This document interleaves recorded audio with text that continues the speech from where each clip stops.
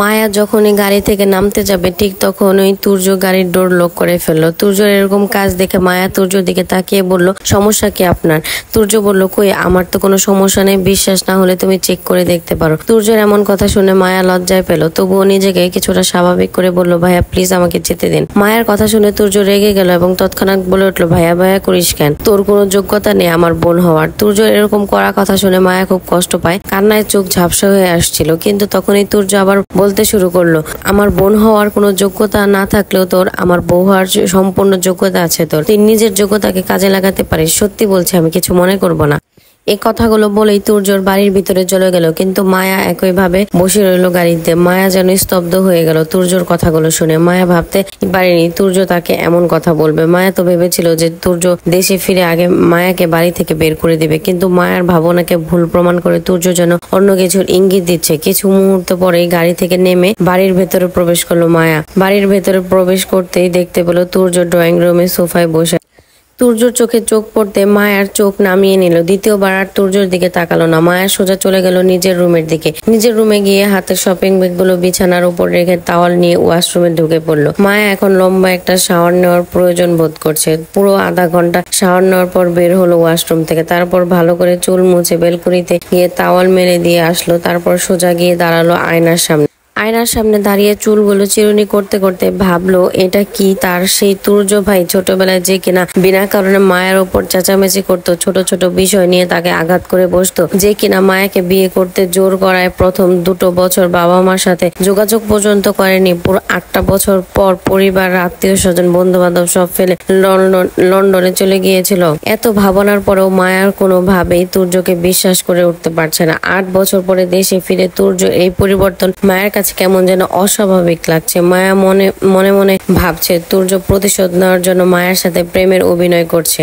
রাতে সবাই একসাথে বসে টেবিলে খাবার খাচ্ছিল। তুর্যের সামনের চেয়ারটায় বসে খাবার খাচ্ছিল মায়া। তুর্য দুবার নিজের পা দিয়ে মায়ের পায়ে খোঁচা মারলো। তা দেখে মায়া নিজের পা গুলো গুটিয়ে নিল। আতিয়া বেগম বিকেলে তন্নির মুখ থেকে শাড়ির দোকানের সব ঘটনা শুনেছে, তাই আতিয়া বেগম ছেলেকে বলে উঠলো, তুর্য শুনলাম তুই নাকি আজকে একটা শাড়ির দোকান কিনে নিয়েছিস। তুর্য বলল, জি মা। আতিয়া বেগম বলল, কেন? তুর্য তন্নির দিকে দোকান কিনেছি এটা বলেছিস, কেন কিনেছি এটা বলিসনি? তন্নি বলল, বলেছিলাম তা আম্মু হয়তো ভুলে গেছে। আতিয়া বেগম বলল, প্রশ্নটা আমি তোমাকে করেছি তুর্য। তুর্যর চোখ দিয়ে মায়ার দিকে ইশারা করে বলল, দোকানের একজন মহিলা কর্মচারী ওকে অপমান করেছে। আতিয়া বেগম বলল, তাই বলে কি পুরো দোকানটাই কিনে নিতে হবে? তুর্য বলল, তাহলে কি করতাম বলো আম্মু? মহিলাটা আমার ইগো হার্ট করেছে, আর তুমি তো জানোই আমার কাছে সবচাইতে বেশি ইম্পর্টেন্ট হলো আমার ইগো। আতিয়া বেগম বলল, মহিলাটা তোমাকে তো কিছু বলেনি, তাহলে তোমার ইগো হার্ট হলো কেন? তুর্য বলল, আম্মু তুমি কি বলতে চাইছো? মায়াকে কেউ অপমান করলে সেটা কি আমার অপমান না? আতিয়া বেগম বলল, মায়াকে কেউ অপমান করলে সেটা কেন তোমার গায়ে লাগবে? মায়া তোমার কে হয়? তুর্য বলল, তুমি জানো না মায়া আমার কে হয়? আতিয়া বেগম বলল, না তুমি বলো।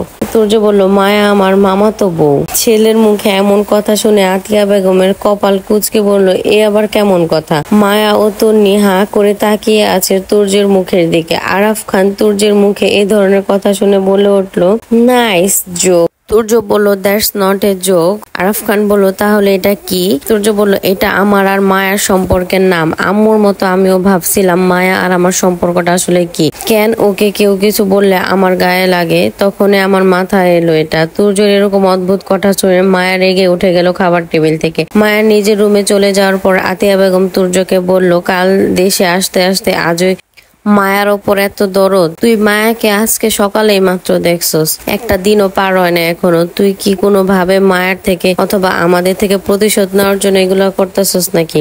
দেখ, মায়া আপন বলতে আর কেউই নেই। আমি আর তোর বাবা, আমরা এই দুটো মানুষ মায়া আর তন্নিকে কখনো আলাদা চোখে দেখিনি। আতিয়া বেগম বলল, বাবারে, আমাদের ভুলের শাস্তি তুই মায়াকে দিস না। তুর্য বলল, মা তোমরা কি আমাকে অমানুষ ভাবো? আতিয়া বেগম বলল, না রে বাবা, তা কেন হবে, কিন্তু মা মরা বাবা মরা মেয়েটাকে নিয়ে আমার খুব ভয় হয়। আর তুর্য বলল, আচ্ছা মা, এটা জানতে চাচ্ছ তো আমি মায়াকে নিয়ে এত অল্প সময়ের মধ্যে এতখানি এক্সেসিভ কিভাবে হয়ে গেলাম? তাহলে শোনো, কাল রাতে আমি কফির জন্য নিচে নেমেছিলাম, তখনই আমি মায়াকে দেখেছি। তখন আমি জানতাম না যে ওইটা মায়া, কিন্তু প্রথম দেখাতে আমি মায়া মায়ার প্রেমে পড়ে গিয়েছিলাম। কফি নিয়ে রুমে যাওয়ার পর পরেই তন্নি গিয়েছিল আমার রুমে। তন্নি মূলত আমার রুমে গিয়েছিল গত 8 বছরে আমার জন্য আত্মীয় স্বজনদের কাছ থেকে মায়াকে কিভাবে কটু কথা শুনিয়েছে। ফুপুরা যখন এ বাড়িতে এসেছিল তখন মায়াকে একলা পেয়ে মায়ার ওপর কেমন অত্যাচার করেছে এই সব কিছু জানিয়েছে। মায়ের সঙ্গে সংসার করতে অনুরোধ করেছে। আমি ওকে বলেছিলাম, দেখ মায়ের সঙ্গে সংসার করা আমার পক্ষে সম্ভব না, কারণ আমি তখন রহিমা খালার মেয়েকে মায়া মনে করেছিলাম। আমার একটা মেয়েকে প্রথম দেখাতেই ভালো লেগেছে। তখন তন্নি আমাকে সেই মেয়ে সম্পর্কে জিজ্ঞেস করলে আমি ওকে বলে দেই যে পাশের রুমে থাকা মেয়েটা আমার খুব পছন্দ হয়েছে। তারপর আমি ওকে জিজ্ঞেস করি আমার পাশের রুমে যে মেয়েটা থাকছে সে কে,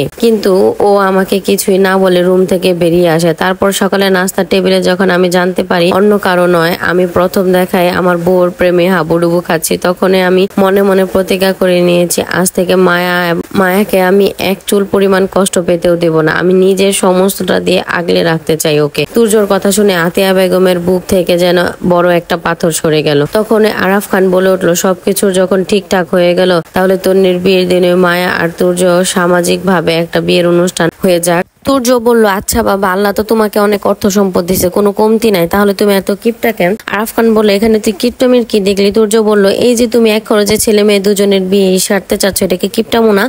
আরাফ খান বলল, তাহলে তুই কি চাস? তুর্য বলল, বাবা আমি একটু সময় চাই, আমি শুধু মায়াকে বোঝানোর কয়টা দিন সময় নেব। ও তোমাদেরকে অনেক ভালোবাসে, তাই তোমরা যদি ওকে বলো আমার সাথে সংসার করতে, তাহলে ও চুপচাপ আমার সাথে সংসার করার চেষ্টা করবে, আমার সাথে সবটা মানিয়ে নিতে চাইবে। কিন্তু আমি চাই মন থেকে ও আমাকে স্বামী হিসেবে গ্রহণ করুক। আরাফ খান বলল, ওকে, তুমি যেটা চাও সেটাই হবে। তারপর সবাই যে যার রুমে চলে গেল, কিন্তু তুর্যকে ঘুরঘুর করতে দেখা গেল মায়ার রুমের সামনে দিয়ে। ঘন্টা খানেক পর মায়া দরজা খুলে নিচে গেল পানি আনতে। সেই ফাঁকে তুর্য এসে ঢুকে পড়লো মায়ার রুমে। মায়ার রুমে এসে দরজা বন্ধ করে গায়ে জড়ানো উন্নাটা পাশের একটা চেয়ারের উপরে রাখলো। তারপর বিছানায় গিয়ে ঘুরতে দেখলো যে তুর্য তার বিছানায় শুয়ে আছে। মায়া তুর্যকে জিজ্ঞেস করলো, আপনি এখানে কেন? তুর্য বলল, তোমার সাথে একটু দরকার ছিল তাই এলাম। মায়া বলল, কি দরকার? তুর্য বলল, ভাবছিলাম তোমার সাথে কাল যেটা করা হয়নি আজ সেটা করব। মায়া বলল, ছি ছি, এসব কি বলছেন আপনি? তুর্যর কাছে এমন অদ্ভুত কথা শুনে মায়া চিৎকার করে সবাইকে ডাকতে শুরু করছিল। ঠিক তখনই তুর্য মায়ের মুখ চেপে ধরে, নিজের বুকের সাথে জড়িয়ে নেয় আর বলতে থাকে, এরকম ছিমার্কা চিন্তা ভাবনা নিয়ে রাত্রে ঘুমাও কিভাবে? আমি ওটার কথা বলিনি, আমি তোমাকে বলতে চেয়েছিলাম কাল রাতে গল্প করার হয়নি, তাই আজ সারা রাত আমরা দুজন গল্প করব। মায়া বলল, আপনার সাথে করার মতো আমার কোনো গল্পই নেই, বের হন আপনি এই রুম